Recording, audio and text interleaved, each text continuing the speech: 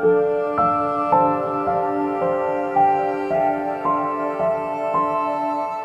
असलम के फैंस का इंतज़ार ख़त्म हुआ और गुज़िश्ता कुछ दिनों में ड्रामा सीरियल संगे माँ की पहली किस्त नशर हुई।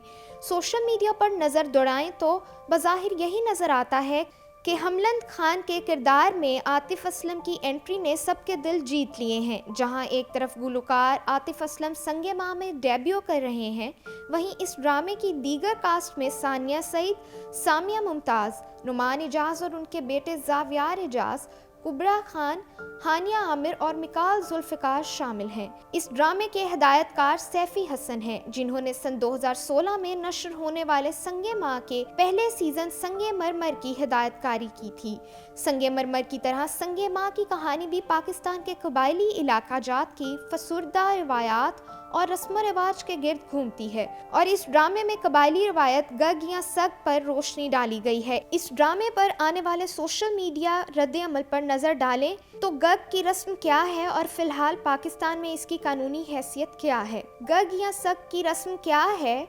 गग पश्तो जुबान का लफ्ज़ है जिसके मानी आवाज़ लगाने या ऐलान करने के हैं। ये कदीम रवायत बेशतर कबायली इलाकों में राइज थी। इस रवायत के तहत जिस भी मर्द को कोई खातून पसंद आ जाती तो वो इस खातून के घर आकर शादी का ऐलान कर देता था कि ये खातून अब मेरी है। इसे गग या सग कहते हैं। इस रस्म के तहत अगर बरादरी का कोई शख्स किसी खातून से शादी का ऐलान करता है तो बरादरी का कोई और शख्स इस खातून के लिए रिश्ता नहीं भिजवाता और इस खातून के लिए शादी के रिश्ते आना बंद हो जाते थे। इस रिवायत या रस्म के ज़्यादातर वाक़यात भी जनूबी इलाकों, ख़ास तौर पर जनूबी वज़ीरिस्तान में पेश आते रहे हैं।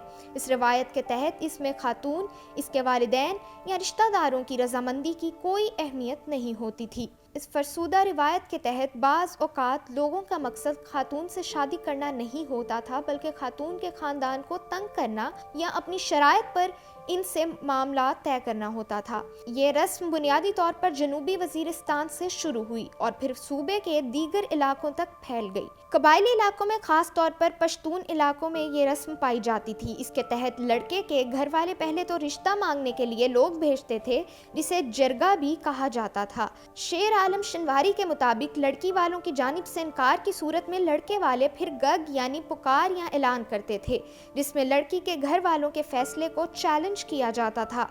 इस गग का मतलब ये होता था कि इलाके के कोई और लोग फिर उस लड़की का रिश्ता नहीं भेजते और अगर कोई भेजे तो फिर दुश्मनियां शुरू हो जाती और लोग कत्ल किए जाते थे। उन्होंने बताया कि गग बज़ाहिर अवामी सतह पर ऐलान होता था कि बाकी लोग रिश्ता ना भेजें। ऐसी सूरत हाल में खातून और इसके घर वाले बुरी तरह मुतासिर होते थे और या तो वो खातून हमेशा के लिए घर बैठ जाती और इसका रिश्ता कहीं नहीं हो पाता था, या ऐसी इतलात भी हैं कि लड़की को कोई नुकसान पहुंचा दिया जाता जिससे इस लड़की के रिश्ते से बाकी लोग गुरेज करते। इस कानून यानी गग एक्ट के बाद और कबायली इलाकों के इंजमाम के बाद इस तरह के वाक़यात में कमी हुई है, लेकिन कहीं भी इक्का दुक्का ऐसे वाक़यात पेश आ ही जाते हैं। गग एक्ट कब मंजूर हुआ? इस रिवायत के खात्मे के लिए अगरचे मुख्तलिफ अदवार में आवाज़ उठाई गई, लेकिन सन 2013 में पाकिस्तान पीपल्स पार्टी और अवामी नेशनल पार्टी की हुकूमत ने इस फरसूदा रिवायत के खिलाफ अमली इक़दाम करते हुए कानून साजी की और सूबाई असम्बली से ये कानून मंजूर करवाया था।